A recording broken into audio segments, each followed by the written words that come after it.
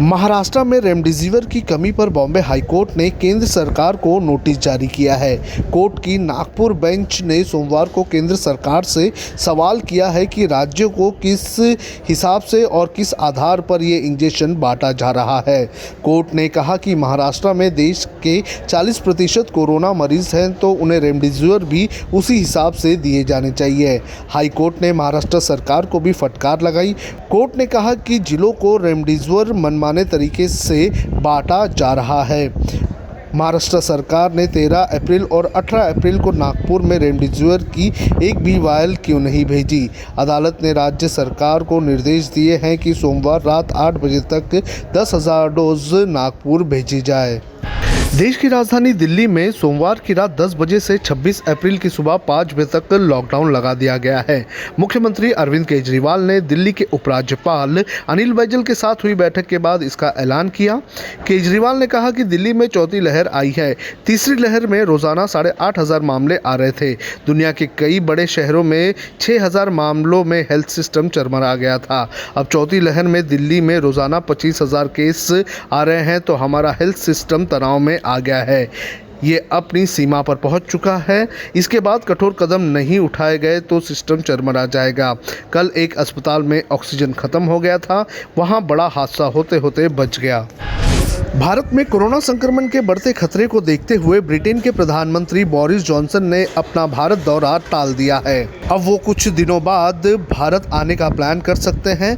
Johnson 25 अप्रैल को भारत आने वाले थे, लेकिन भारत में कोरोना की वजह से बने मौजूदा हालात को देखते हुए इसे टाल दिया गया है। इससे पहले जॉनसन को गणतंत्र दिवस पर चीफ गेस्ट के तौर पर न्योता भेजा गया था, लेकिन उस वक्त ब्रिटेन में महामारी की वजह से उन्होंने अपना दौरा रद्द किया था। विदेश मंत्रालय के मुताबिक दोनों देशों की सहमति से ये फैसला किया गया है। दोनों देशों के रिश्तों को और मजबूत बनाने के लिए आने वाले दिनों में वर्चुअल मीटिंग की जाएगी।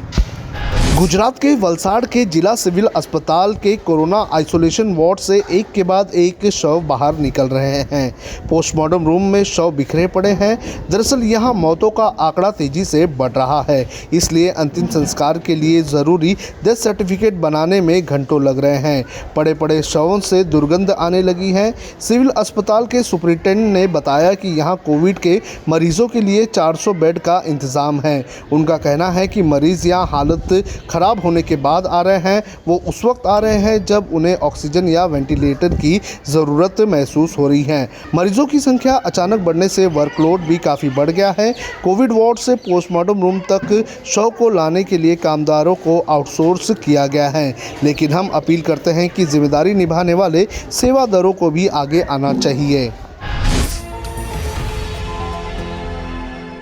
जब हमने HW न्यूज़ नेटवर्क की नींव डाली थी, तब हमने ये ठाना था कि न्यूज़ और इंफॉर्मेशन ये लोगों तक फ्री पहुंचनी चाहिए, मुफ्त पहुंचनी चाहिए, और हम आज भी ये वचन पर कायम हैं।